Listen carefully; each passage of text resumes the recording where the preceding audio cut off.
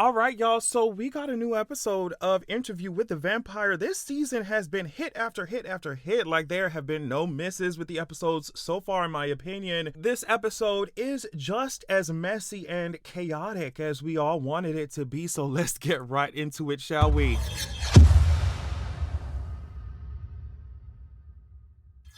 Okay, so Daniel's at this restaurant or whatever, and they bring out his food, and the first thing I was thinking, I was like, girl, y'all ain't gonna put no sauce or seasoning on this shit. Like, god damn, this shit look dry. But Daniel wasn't worried about that, of course. Sorry. Sorry. Daniel wasn't worried about no seasoning. But he was worried about the fact that the fish is still moving, right? And he says, I'm partial to the non-wriggling items. I should have said that. And in my head, I'm just like, yeah, girl, you probably should have made that clear. I mean, is this seafood in a kind of fancy restaurant? Yeah, you probably should have made that clear. Then I immediately related Daniel not wanting to eat that fish that was still moving. I related that to Louis not wanting to eat humans as much as other vampires do, right? I mean, allegedly, after this episode. Okay, sorry. I love when Daniel gave the food back to this worker, and the worker's like, okay, and he just stabs the fish good and gives it back to him. And then this guy over here laughs like I was laughing. And then he starts talking about some bullshit, but then we get to the point where he admits that he knows Daniel Malloy and his books, and Daniel was just like, well, prepare yourself for the disappointment. But then this guy, he's clearly referencing Daniel's interview with Louis and Armand, like, right? And so we're like, how the hell does he even know about that? Clearly Daniel is thinking the same. This guy seems to be working for an organization who tracks vampires. They said, I think he said at first that they were tracking like 900 of them, but now it's 1,600, if I got those numbers right. His name is Raglan James or something. So this organization is obviously going to be key in some way for the rest of the season, right? And I find it cool that we have the, underworld of the vampires, but clearly we have this like covert world now of this organization that's trying to track them down to keep tabs on them, right? So the guy tells Daniel, hey, we put some files on your laptop and that shitty ass security that you got, girl. I don't even know why he said, girl, that McAfee virus protection that you think you got on your computer, it's not working, babes. It's not working. So he said, I think he said he put a bunch of files on Daniel's computer, right? And then Daniel says, hey, if anyone has any interest in intelligence officers, we've got a live one over here. I thought that was funny. Daniel is so... and him writing down MI6 was crazy. So we continue the interview, right? And can we talk about the fact that Armand... Okay, one second. Can we... Because Armand... I've been having some beef with Armand. Can we talk about the fact that Armand is floating here? We've already seen that shit. But I mean, do we know if Louis can fly? Can Louis fly at all? Do we know that? We haven't seen him do that shit. It doesn't seem like he can. And so... that would mean that unless Louis has a ladder or some shit, he can't reach these books. Which to me... could make sense of the fact that Louis was over here begging Armand to see pages that were torn from his own sisters, from Claudia's, journal. So I wonder how much of this flying stuff and these books being so high is done on purpose to keep Louis in the dark. I don't know. I could be reaching, but hey, that's why we make YouTube videos this long, because we like to reach and we like to ramble. That's why we do it, right? Okay. So Daniel tries to fish information out of Armand to see if he can tell, like, who's hacking his shit, what's going on. I don't think we're going to get any, like, super duper clear answers until later on in the season. I'm sure all the book people know what this organization is, and, but I'm sure, like, as far as the show, we're going to get more information, obviously, as the season goes on. So Rashid was talking about vampires, and he said they're peaceful beings. And Daniel, of course, laughs at that. But Rashid essentially says, well, they have to eat, and how/what they have to eat goes against human morals. But what is morality other than rules that have been agreed upon? And so, of course, that debate of like, well, are they inherently evil because of the way that they feed, because of how they have to?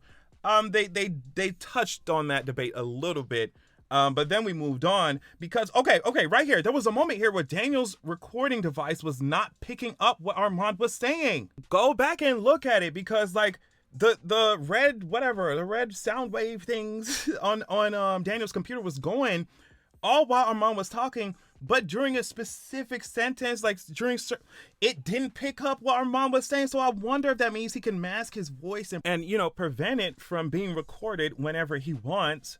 We're going to come back to that, I think, because the show made a point to show us like Daniel's recording program not picking that shit up, or like moving at certain times and then not moving. So that's going to be interesting too. And if I'm just like, girl, if he's doing this, I just think that Armand is doing this kind of stuff, just like memory stuff, voice stuff with Louis too, So now we going to start this messy. When I say messy, I mean messy ass story about how Armand met Lestat, right? Whew. Child, when I tell you fasten your seatbelts. So he said it was 1556 when the Roman coven sent him to lead the Paris coven. He said that he had never led anything in his life. He and his coven lived in squalor. I think he was saying here that he managed to maintain it for 200 years or something like that. But he said essentially that he was failing. Now, is this the first time that we are seeing Armand use his power over fire? I think it is power over fire. I don't know. He turned that grill up, and today a holiday too that I'm recording this. I mean, they're grilling outside already, so it just made me think. Somebody get the seasonings, somebody get the Lowry's, somebody get something. Turn that grill up. He turned the heat up on that ass, and that was it. So one of their laws is, no vampire shall reveal his true nature to a mortal and let that mortal live. Of course, this law, and honestly, the rest of them, is very important when discussing this episode. So this is the first time that Armand is seeing Lestat's flaming ass on the stage, right? just a flamboyant, and like I said, it takes one to know one, so I can speak on it. But it's giving very much flaming. Okay. And of course, they're all in love with him. Armand immediately gets his life. I mean, look at the gay longing in Armand's face. Just look at the longing, right? So Armand was giving such repressed queer tease that he took a silly ass risk over some bad boy peen. Okay. Of course, given everything we know about the coven and all this stuff, Armand said he had to get Lestat under his control. So this is what he chooses to do. He literally, I guess, taunts him with telepathy by saying, "Your Magnus is bastard." And like, imagine hearing that, through telepathy while you're on stage, bitch. That shit, like, what? I'm like, God damn, Armand, that's how you choose to introduce yourself. You could have said anything else. That's why I said us butch queens can be so messy, because, like, why would she say that? Like, why would you say that? Why would you say that? So, of course, Lestat is looking around and shit like, do y'all got Emma Frost in here? Or did another vampire just clock my tea? Cause like, I know it ain't nobody, Jean ain't in here like that. I know Professor X ain't in here like that. So like, what's the tea? I mean, Armand is talking big shit. Like Armand is telling Lestat, like, your creator died, right? Well, I can take care of you. I can teach you what he didn't. Come to me. And they find each other's eyes. I was just like, oh, okay, wait a minute. Cause I was like, they looking like they were at a circuit party and they laid eyes on each other for the first time. It was just like, girl, I'm living for that harness. I'm living for that jockstrap. You see what I'm saying? Like, yeah. So I'm expecting, Lestat to do something different, but just like the versatile that Lestat is, he turns around and shows his ass as a way kind of to reject the offer. And now tell me why I was not surprised that Armand's next words were, "I followed him for weeks." Girl, you got a stalking fetish, don't you? Because you did that same shit with Louis. Let me tell you something, Armand, I'm not playing with your weird ass today. I'm not playing with your weird ass. Armand said his rejections only inflamed me. Girl, move. Like, y'all got these laws and you think that everybody should be living by them. Don't make no sense. And then you try and enforce that shit. Girl, move. So, of course, the coven is looking like, damn, Armand, you just gonna let him do whatever? I mean, he even has a mortal lover. I mean, he's just breaking all the laws. So Armand knows he's losing credibility and that he has to really get it under control. Now, I don't know. In my opinion, Lestat was clearly over this man because this guy was annoying me. Like, and so Lestat keeps saying he feels someone watching him. Obviously, it's Armand. And Armand rolls up on him and says, do you keep this boy as a reminder? The loneliness you feel, he will not reach it. Whew! Someone tell that twink that Armand, this is what I was thinking.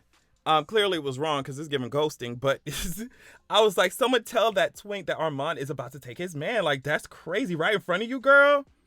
And Armand said, he ain't gonna satisfy you, baby. Come to me. I said, what? And then this part killed me because Lestat looked at Armand's ass and said, so you want me to give up this? Do you see this coat? You want me to give up these my jewels, this iconic ass wardrobe to lay in the dirt with you broke ass bitches? Like, bitch, you want me to give up my Lamborghini and ride around on a mega bus with your poor asses? Bitch, Lestat was like, I ain't dealing with that shit. I'm not doing that shit. You got dirt on your face right now, girl. I'm not dealing with that shit. And then, meanwhile, the grinder twink that Lestat was running around, talk about, Lestat, what's going on? What's going on, Lestat? Boy, hush. Hush, you can't even see your whole relationship getting snatched up right now. Lestat rejects Armand again, though, but he wasn't having it. This time, Armand becomes much more forceful. He gives me Nightcrawler tease with how fast he got over to Lestat. God damn, he pushed him down with his mind, froze the entire crowd around them. I'm like, whoa, every time the vamps use their powers, we learn something new every day, or we see something crazy. So, Armand clearly is crazy powerful, and Lestat was just like, I don't have this power. And Armand said, you will, though. Lestat demands that Armand releases his twink. Lestat lunges at Armand, but it is useless. He just flings him back like it's nothing. Armand snatched that twink up, and now they got him laid out at this table. Now, at first, I was screaming at Lestat coming in here with this big-ass crucifix, thinking that it was going to do something. I was just like, girl, we already know it don't work, but Lestat, if crucifixes actually worked against vampires, you would not be able to pick that shit up, right? So it would work against you. But then he throws it down eventually, saying that it's for the simple, essentially, like, none of this shit, religion, none of rules, none of this shit means anything. Then, being the stunt queen that he is, Lestat turns everything on its head by saying, well, hey, just crawl out of this prison that Armand has built for you. Go and actually live. Like, damn, right? So then, it's giving a coup, right? Lestat is messy. So then we go back to the interview, right? Because Armand is saying that he let Lestat do that because he was thinking the same things. Like, he wanted to go out, he wanted to go live, he wanted to explore or whatever, just live differently. But Armand said that he thought that his coven wouldn't accept that kind of thing from him. So he just let Lestat do it. So Lestat said to them, like, look, we are the gods. He took his twink back and then he left.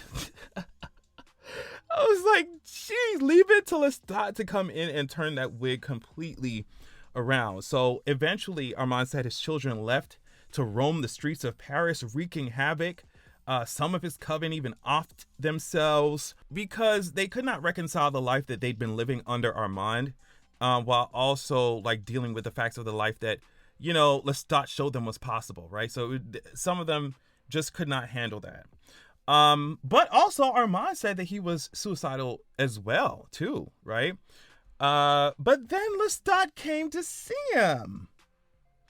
And now I'm like, okay, so why you coming now after all? Obviously I know because, like, we know that he co-founded the coven, but still, it's just like, what happened?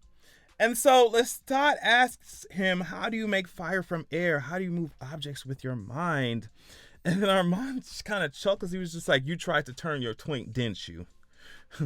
Didn't you? But it didn't take, did it?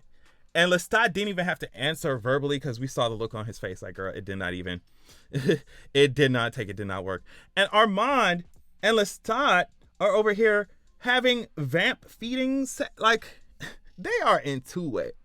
They are into it. So this kind of makes sense to me, right? Because they both lost so much. Armand lost his coven because of Lestat, even though he did want that kind of, he wanted, a change, right?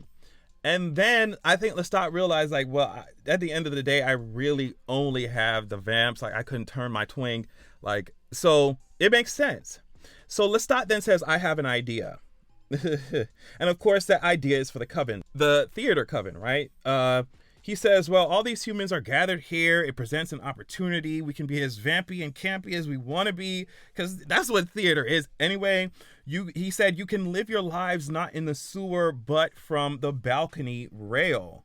And Armand was like, okay, that's great, but I have no coven. You took all that from me. And then the big reveal is that some of the coven have returned and are sitting right there in the audience. Oops. And look at Armand's face like, bitch, you ate. Lestat, you ate that. Lestat looking like, yeah, bitch, I know I ate that. I know I ate that. And then guess what? Lestat really eats that, because when the curtains come down, they chew up all those human actors backstage. I was like, God damn. I love the show. They ate that shit up, literally. So I feel like it's a little bit of a time jump here. The theater's, up and running, and Lestat and Armand are sitting up there watching in the balcony. They're about to engage in public play, exhibitionism. Do you hear what I'm saying? Like right there in the theater. And so Lestat's twink sees it or whatever, and Armand is like, oh, well, he's watching. And then Lestat's nasty ass gonna say, Miss Mama should be watching the sheet music. I don't know what that girl looking up here for. She need to keep her eyes on the road. That's what Lestat said. I was like, oh my God, Lestat, you're so disgusting. And that's exactly why Armand started throbbing. And when I say they were getting it up there in that balcony, they were getting it. I mean, no shame. Lestat ain't got no shame. Now, it must have been good. It must have been really good, because Armand is over here about to climax. It seemed like he about to climax in front of Daniel, remembering this shit. Then Louis comes in. He does this big grand entrance coming in, right? Explaining what happened after Lestat set up the whole theater with Armand or whatever. Louis said that Armand taught Lestat the mind gift, or Armand taught Lestat some things, and a week later, and keep in mind, this is after telling Armand, I love you, Lestat, true to gay hookup culture, was gone. I mean, a week later. Damn, bro. Blocked you on Grindr, blocked you on Twitter, blocked you everywhere, girl. It was done. So I guess, as to not be a complete asshole, I think they did say that Lestat did pay to cover the cost of the coven, theater coven, in perpetuity, but I mean, he still left. I think that's what he said. Right? Okay, Louis said Lestat will always be for Lestat. And that's true. That's true, Louis. I just want you to fully internalize that. I hope you have. Then Daniel says a rule that we all should remember: never say I love you to a raging narcissist. Armand said that he locked away those words, I love you, right, for another 150 years. And then Louis arrived and then shattered that lock. All right, so switching to Claudia and Louis, I think they're going over the story here for Bruce. Obviously, it's an emotional deal for Claudia, but Louis insists they got to get the shit right, because we could be messed up. We could be effed up, right, if they find out that we lied, which is definitely true. Then they hear a knock on the door, and it's Armand, who already let himself in with his stalking ass. I told y'all.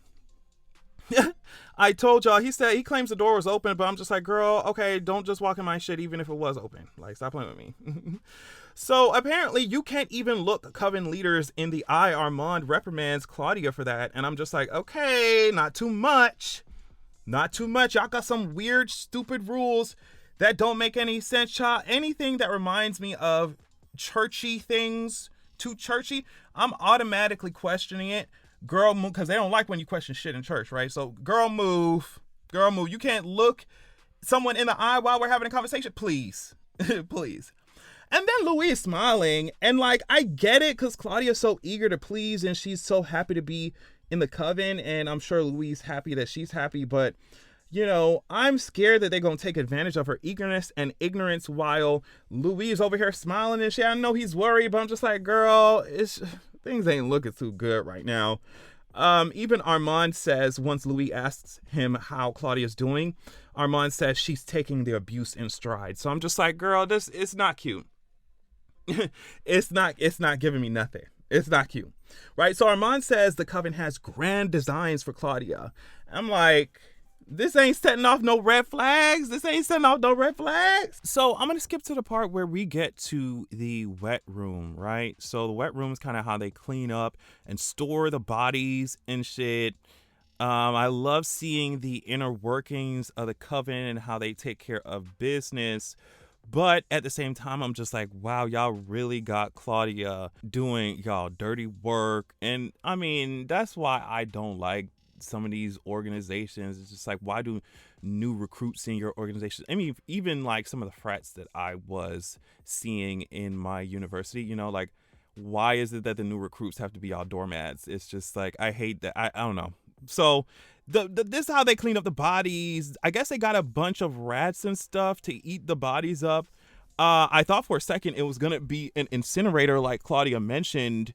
I don't know why they don't just do that instead of running the risk of rats running around everywhere, but that's what it is. Armand is over here pressing Louis about this so-called Bruce while they were walking around in the city. And Louis tells Armand that he ain't joining the coven. Like, y'all got Claudia, that should be good enough. But then Lestat comes in smooth as hell while they flirting and stuff. The showrunners really know how to bring Dream Lestat in a way that just makes sense and is so smooth. I love when Armand was like, hey, guess what? That Bruce, I sense him here in your mind. And Louis was like, I don't know what you're talking about. Oh my God. Now, I don't know. Let me tell you something. If Jacob Anderson looked at me like this, I'm just going to ask him if he want to cut the cameras. I'm going to just ask him if, he want the director to say cut or something. Cause my goodness, Armand keeps trying to get Louis to join, but he don't like being asked. Louis don't like being asked, where were you? What you doing? All this other type of stuff that the coven is giving churchy, right? The coven is putting they people through and all them laws that they live by. Louis is just like, girl, I don't want none of that. Now, later in the interview, Armand says, I was supposed to be luring him in, right? Luring Louis in, but Louis was definitely luring Armand kind of out of it. I love how when Santiago talks to Claudia, he gives her permission to look at him directly in the eyes. I hated that she needed permission. But, I think that him breaking the rules here, or allowing her to break the rules, is interesting because we find out that Armand killed Santiago's, like, should I say, not master, but like creator. And he doesn't seem too happy about that at all. So I wonder, like, if there's resentment there, or like when I was watching the episode, I was like, I wonder if there's resentment there, resentment for the rules. Santiago said that his creator deserved his death, but he said it like he resented it, like I said, as if he died because of some dumb commandment, some dumb rule. And I think it shapes what happens at the end of this episode, right? So Louis and Armand are talking here, and to be honest, I'm not shutting up because a white man tell me to shut up, especially when everybody else in the bar or whatever is talking. But Louis and Armand start communicating telepathy after that. Just talk about good versus evil, the degrees of good, the degrees of evil. And here comes Dream Lestat on the piano. When I tell you I was gagging. In the beginning of the song, did he call Louis a little whore or something like that? Anyway, he said, you only want him because you're feeling blue. Come to me. He said he'll never run his fingers through your hair the way I do. You'll fumble each other, impotent lovers. I mean, he was dragging. He was dragging. Armand notices Louis is distracted. It's just a mess. Lestat over here on the piano talking about come to me. That shit was... Oh my God, but Armand is clocking it. Louis was like, sorry, I was with Bruce for 30 years. And I mean, the pause before Louis says Bruce is a dead giveaway. And I don't know why he's even trying when Armand has told him repeatedly that Louis is shitty. He's bad at blocking his thoughts. So Armand is getting fed up with all this lying about this supposed Bruce. And he said, how long are we going to be playing games, Louis? And before he can answer, Lestat is in his face. Louis just comes out and admits it. I've been with Lestat. I killed him. And that bitch had it coming. And I love Lestat's snarky ass response. That's debatable. Armand was like, I've known for months. I was just waiting for you to say it. He was like, you broke our great laws. And Louis was like, I don't know nothing about that lifestyle. I don't know nothing about that. Lestat never told me shit. Lestat was like, I told you I loved you. And then that was it for Louis. He done lost his shit for real. He said, back to hell with you standing up in the middle of the restaurant, girl. I mean, didn't even leave no tip, girl. He took his shit and walked out. Oh my God. So he goes to the cruising park, right? He opens up Grindr, opens up the app. He said, "Broop," and he sees Lestat is there, right? And of course they immediately start going at it. And Lestat is like, kill me again. Show me the only way you know how to love. And I was like, girl, this definitely is not Lestat. Of course, because we know it's Dream Lestat. But I was like, this is some rando in the park, I bet.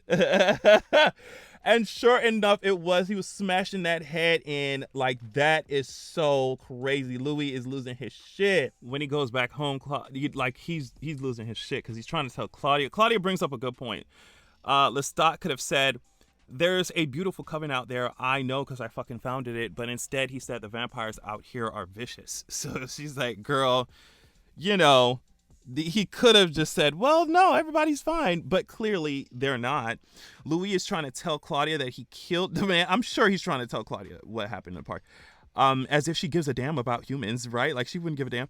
But she ain't catching on. She keeps talking. She says, it was better when Lestat broke my bones. That was fine. It was when he had me pinned and he was yelling that he loved me before, during, and after he abused me. And that's what fucked me up. You know? Woo! And of course, Louis is thinking all the same things that she's thinking. It just came out in such a tangible way at the park. And so he's just like, well, yeah, girl, I know exactly what you're talking about. It just sucks that he wasn't able to like communicate what he wanted to with her, right? But she eventually says, they're gonna let me join the coven by the end of this week. It would be nice if you could come. And Louis said, I will not miss it for the world. So real quick, Daniel is looking at the files that whoever hacked his computer put in there, and he sees that a fire burned down the theater. And so that's going to be important, clearly. At the theater, Santiago and Armand are talking through telepathy. And Louis is there. And Armand is like to Santiago, like, well, he's just here in support of the girl. Finish the performance.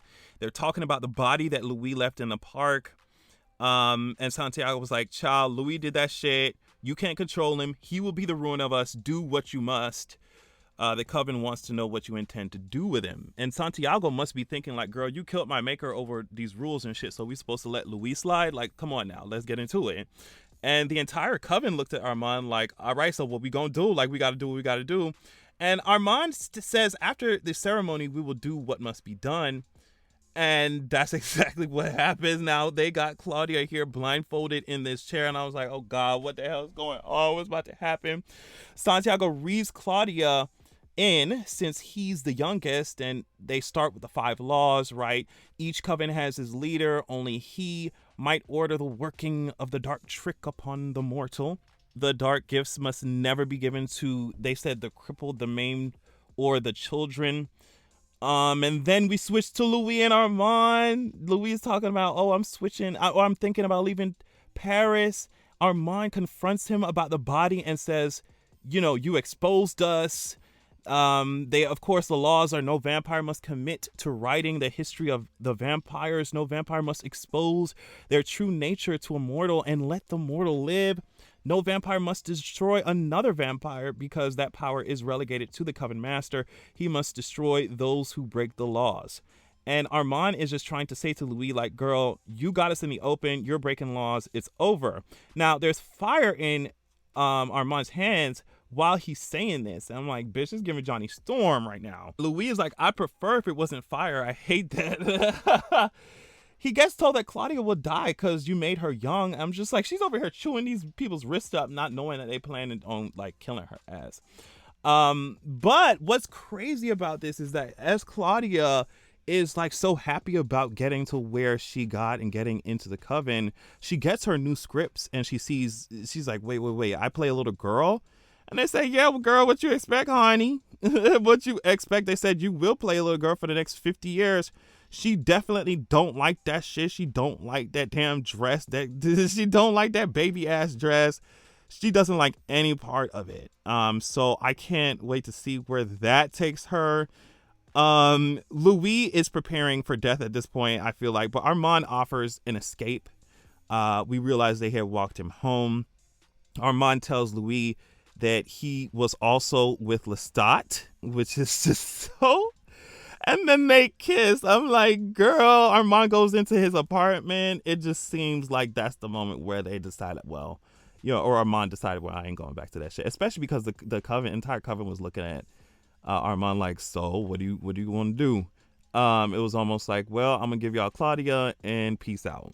So I need to know what the hell is about to happen, because we saw in the promos that Claudia was screaming at Louis like, oh, you picked another one over me, So I'm sure that moment is upcoming, and Claudia's gonna come to terms with the fact that, not only are these people not taking me seriously, nobody's taking me seriously, but yet again Louis, snatched up this coven master, and now you see what I'm saying? So yeah, tell me what y'all thought of this episode. I absolutely loved it. Like I said, I don't think that they are missing at all. Like, I think that episode 1, 2, and 3 just really knocked my wig off. Let me know what y'all think. Love you so much, and I'll check y'all later. Peace. All right, y'all, make sure that you're going to www.zoraxia.com. When you join the wait list there on the site, you will be the first to be notified when I drop my sequel. Also, you'll immediately get chapter 1 of my upcoming sequel of the upcoming book sent to your email as a PDF. So check that out. Also, this is a different excerpt from my upcoming book, so you definitely want to pause to read if you're trying to get your life. Keep in mind that this upcoming book, this sequel, is following up the first book that is already released called Zoraxia, Wrath of the God King. I released it a few years ago. It was my introduction to writing fantasy and stuff, so just go easy on me. But either way, as you can see here, it's given 4.9 stars. It's given 4.9 stars. So yeah, check out Zoraxia, Wrath of the God King while you wait for Zoraxia, The Vengeance of Coldwind, right? And go to Zoraxia.com, sign up, join the wait list, get your free chapter. Thank you so much.